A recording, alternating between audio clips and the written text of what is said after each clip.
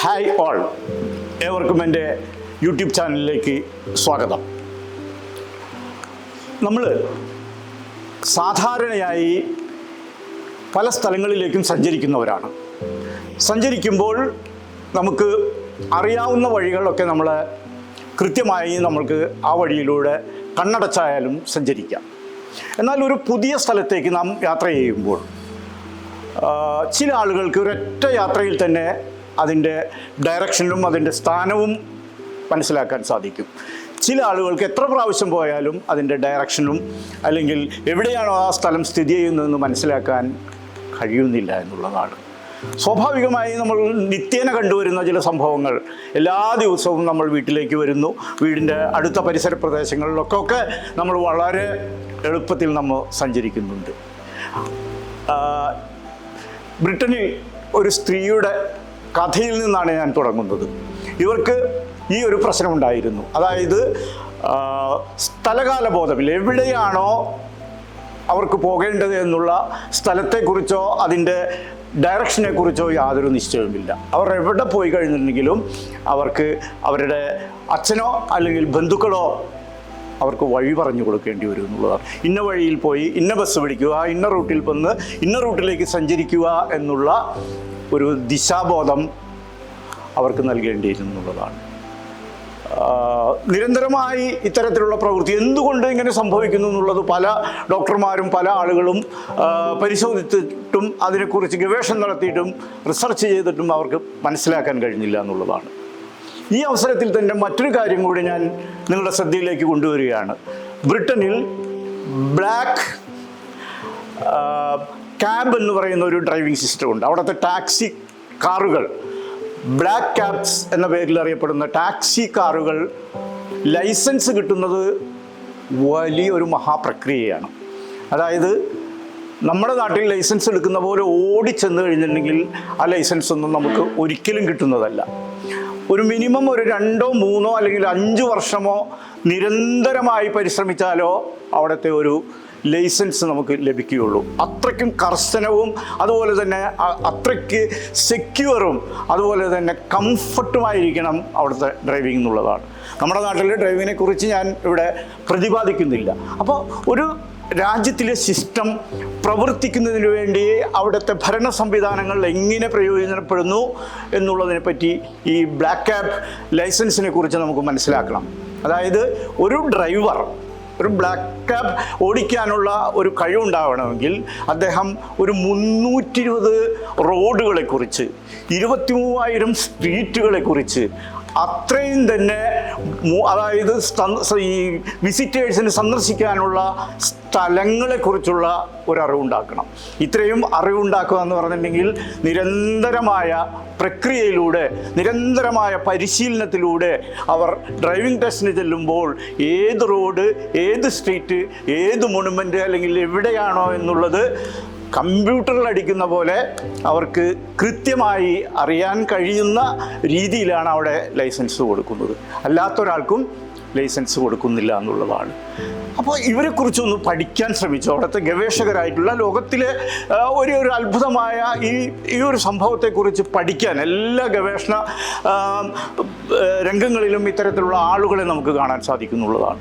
അങ്ങനെ പഠിച്ചു കഴിഞ്ഞപ്പോൾ അവരുടെ ബ്രെയിൻ സ്കാൻ, അവരുടെ തലച്ചോറിൻ്റെ സ്കാൻ ചെയ്ത് പഠിച്ചപ്പോൾ മനസ്സിലായത് അവരുടെ തലച്ചോറിൻ്റെ ലിംബിക് ബ്രെയിൻ, അതായത് ഏറ്റവും ഉൾഭാഗത്തുള്ള ഒരു ഭാഗമാണ് ലിംബിക് ബ്രെയിൻ.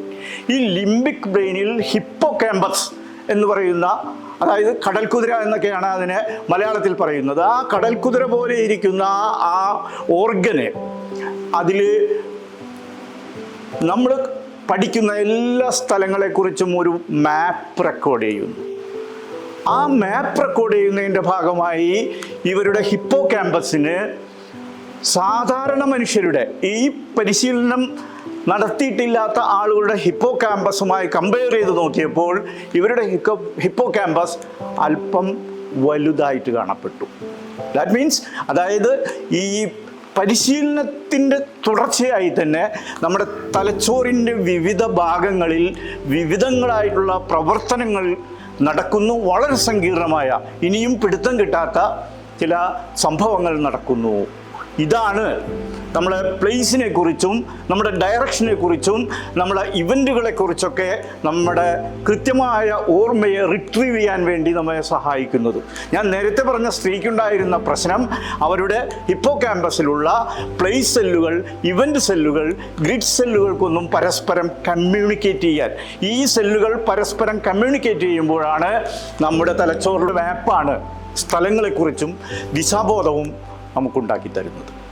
നമ്മുടെ തലച്ചോറ് എന്ന് പറഞ്ഞിട്ടുണ്ടെങ്കിൽ അതിസങ്കീർണമായ 1300 ഗ്രാം മാസുള്ള ഒരു ഫ്ലഷി ആയിട്ടുള്ള ഒരു ഓർഗനാണ്.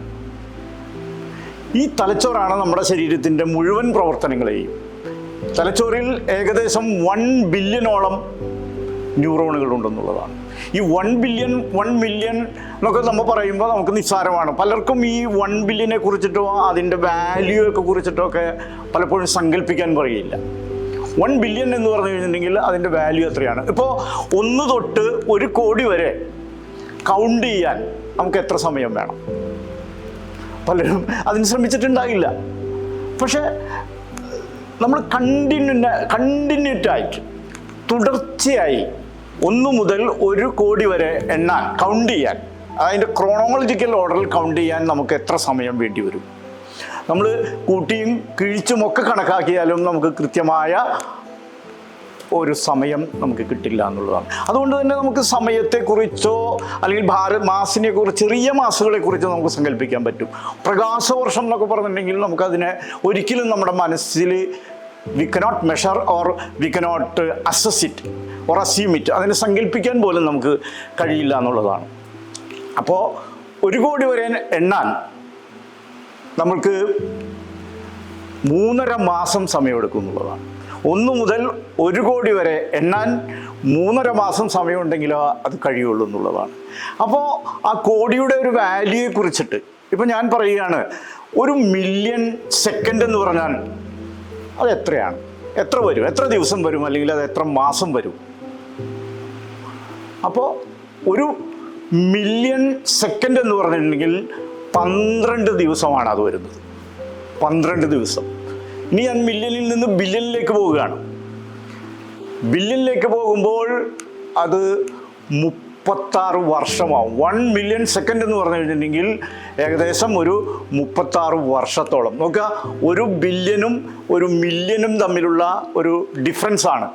അപ്പം നമുക്ക് അതിനെക്കുറിച്ച് ഒരു ബോധമുണ്ടാകാൻ വേണ്ടി, മാസിനെ കുറിച്ച്, ഈ ഭൂമിയുടെ ഭാരം എത്രയാണെന്ന് ചോദിച്ചു കഴിഞ്ഞിട്ടുണ്ടെങ്കിൽ നമുക്ക് പലപ്പോഴും അതിനെ നമ്മുടെ മനസ്സിൽ സങ്കല്പിക്കാൻ കഴിയില്ല.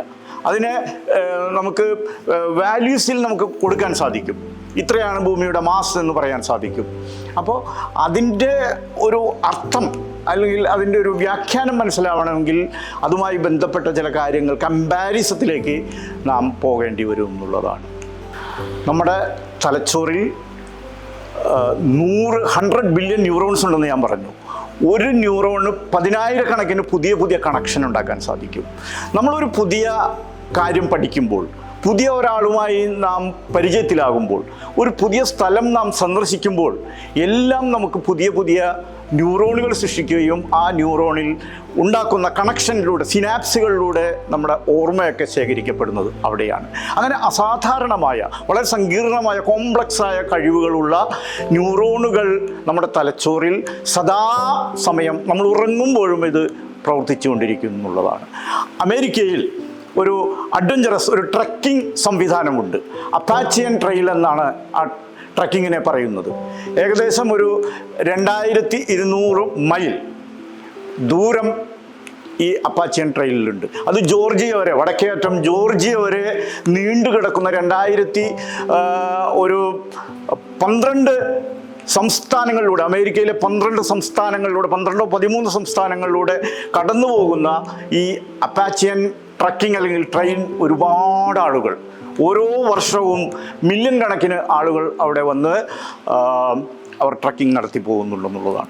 ഒരിക്കൽ ഒരു സ്ത്രീ വളരെ അഡ്വഞ്ചറസ് ആണ്. നമ്മളെക്കാൾ വളരെ അഡ്വഞ്ചറസ് സാഹസികരാണ് ഈ വെസ്റ്റേണേഴ്സും അതുപോലെ തന്നെ അമേരിക്കൻസും ഒക്കെ എന്ന് പറഞ്ഞു കഴിഞ്ഞിട്ട്. അവരെ ചെറുപ്പത്തിൽ വളർത്തുന്ന രീതിയും അവർക്ക് സമൂഹത്തിൽ നിന്ന് കിട്ടുന്ന ഇൻട്രാക്ഷനും അവർക്ക് സ്കൂളുകളിൽ നിന്ന് കിട്ടുന്ന പരിശീലനങ്ങളും ട്രെയിനിങ്ങുകളും എല്ലാം വളരെ വ്യത്യസ്തമായതുകൊണ്ട് നമ്മളെക്കാൾ കൂടുതൽ സ്പീഡിൽ അവർ പ്രവർത്തിക്കുന്നത് ഇത്തരത്തിലുള്ള പരിശീലനങ്ങൾ ബ്രെയിനിൽ ഉണ്ടാക്കുന്ന പുതിയ പുതിയ കണക്ഷൻ, എത്രത്തോളം പുതിയ പുതിയ കണക്ഷൻ ഉണ്ടാക്കുന്നുവോ അത്രത്തോളം നാം കൂടുതൽ പവർഫുള്ളായി മാറുന്നു എന്നുള്ളതാണ്. അതാണ് നാം നേരത്തെ ബാക്ക് ക്യാബ് ഡ്രൈവേഴ്സിൻ്റെ ഹിപ്പോ ക്യാമ്പസ് വലിപ്പം കൂടിയതിൻ്റെ ഒരു കാരണം പറഞ്ഞത്. അപ്പോൾ ഇത്തരത്തിൽ ഈ അപ്പാച്ചിയൻ ട്രക്കിൽ വന്ന ഒരു സ്ത്രീ 6 മാസം വേണം ഈ ട്രക്കിംഗ് പൂർത്തിയാക്കാൻ വേണ്ട സമയം. ഈ സ്ത്രീ ഇങ്ങനെ വളരെ ദുർഘടമായ വഴികളിലൂടെയാണ് യാത്ര, സാഹസികമായ യാത്രയാണ്. അല്ലാതെ വെറുതെ എന്താ പറയുന്നത് സുഖത്തിന് വേണ്ടിയുള്ള സന്തോഷത്തിന് വേണ്ടിയുള്ള യാത്രമല്ല. മനസ്സിൻ്റെ ശക്തി കൂടുതൽ പവർഫുള്ളാക്കാനും നമുക്ക് കൂടുതൽ അഡ്വഞ്ചറസ് ആയിട്ടുള്ള കാര്യങ്ങൾ ചെയ്യുന്നതിനുമുള്ള ഒരു എഫിഷ്യൻസി വളർത്തുന്നതിനാണ് ഈ സ്ത്രീ അവർ അപ്പാച്ചിയൻ ട്രക്കിങ്ങിലൂടെ നടന്നുപോയി. കുറെ കഴിഞ്ഞപ്പോൾ അവർ അപ്രത്യക്ഷയായി, അവരെ കാണാതെയായി. കുറേ നാളുകൾക്ക് ശേഷം, ഏകദേശം 1 വർഷത്തിന് ശേഷം ആ വഴി വന്ന ആളുകൾ അവിടെ ചില എല്ലിൻ്റെ കഷ്ണങ്ങൾ, അവരുടെ ബോഡി റിമൈൻസ് അവിടെ കണ്ടു. ആ ബോഡി റിമൈൻസ് അതിൻ്റെ അടുത്ത് തന്നെ ആ ബോഡി റിമൈൻസിൻ്റെ അടുത്ത് ഒരു ഡയറിയും ഉണ്ടായിരുന്നു. അതിൽ അവർ കൃത്യമായി കുറിച്ചു വച്ചിരുന്നു, എനിക്ക് ദിശാബോധം നഷ്ടപ്പെട്ടു. ഞാൻ നേരത്തെ പറഞ്ഞ ഹിപ്പോ ക്യാമ്പസിൽ പ്ലേസ് സെല്ലുകൾ അവരെ പരസ്പരം കമ്മ്യൂണിക്കേറ്റ് ചെയ്യാതാവുകയും അവർക്ക് എങ്ങോട്ട് പോകണമെന്നോ ഏത് ഭാഗത്തേക്കാണ് താൻ പോയാൽ തനിക്ക് പുറത്തു കിടക്കാൻ സാധിക്കുമെന്നുള്ള ആ അറിവ് അവർക്കില്ലാതായി. നമ്മുടെ നാട്ടിലും ഇതുപോലെ തന്നെ ചില പഴഞ്ചൊല്ലുകൾ, അതായത് പഴഞ്ചൊല്ലുകൾ മാത്രമല്ല, ചില ആളുകളുടെ അനുഭവങ്ങൾ. അവരിങ്ങനെ വഴിയിലൂടെ സഞ്ചരിക്കുമ്പോൾ രാവോ പകലോ ഒന്നുമില്ല, വഴിയിലൂടെ സഞ്ചരിക്കുമ്പോൾ പെട്ടെന്ന് അവർക്ക് ഡയറക്ഷൻ നഷ്ടപ്പെട്ടു പോവുക. വണ്ടി ഓടിച്ച് യാത്ര ചെയ്യുമ്പോൾ പെട്ടെന്ന് ഡയറക്ഷൻ, എങ്ങോട്ടാണ് പോകുന്നത്, എവിടേക്കാണ് തൻ്റെ ഡെസ്റ്റിനേഷൻ എന്ന് കൃത്യമായി അറിയാതെ അവർ ഇങ്ങനെ വിവിധ സ്ഥലങ്ങളിലൂടെ സഞ്ചരിക്കുന്നു. പലപ്പോഴും നമ്മുടെ തലച്ചോറിൽ, നമ്മുടെ ബ്രെയിനിൽ അല്ലെങ്കിൽ നമ്മുടെ മസ്തിഷ്കത്തിൽ ഉണ്ടാകുന്ന ഈ മിസ്കമ്മ്യൂണിക്കേഷനാണ് ഇത്തരത്തിലുള്ള അനുഭവം ഉണ്ടാകുന്നത്. പ്ലാവി കണ്ണ് കെട്ടുക, അല്ലെങ്കിൽ വേറെ ചില പിശാചുക്കൾ വന്ന് നമ്മളെ പിടികൂടുക എന്നൊക്കെ നമ്മളെ പാരമ്പര്യമായിട്ട് നമ്മളതിന് വ്യാഖ്യാനങ്ങൾ കൊടുക്കാറുണ്ട്. അതിനുള്ള നിർവചനം വളരെ കൃത്യമായി ഈ പ്ലേസ് സെല്ലുകൾ നമ്മുടെ തലച്ചോറിൽ പ്രവർത്തിക്കുന്നില്ല എന്നുള്ളതാണ്. അപ്പോൾ നമ്മുടെ തലച്ചോറ് ഇറ്റ് ഈസ് മിസ്റ്റീരിയസ് ആണ്. ഇന്നും ബ്രെയിനിനെ കുറിച്ച് നമുക്ക് കൂടുതൽ കാര്യങ്ങൾ, നമുക്ക് വളരെ കുറച്ച് കാര്യങ്ങൾ മാത്രമേ നമുക്ക് പഠിക്കാൻ സാധിച്ചിട്ടുള്ളൂ. ആ പഠനത്തിൻ്റെ ഭാഗമായി വരുന്ന ഒട്ടനവധി വിവരങ്ങൾ നാം സ്വാംശീകരിക്കുമ്പോൾ നമ്മളിൽ നേരത്തെ ഉണ്ടായിരുന്ന പല ചിന്തകളും നാം തിരുത്തി എഴുതുകയും we should be moving in a new track or right path. Thank you.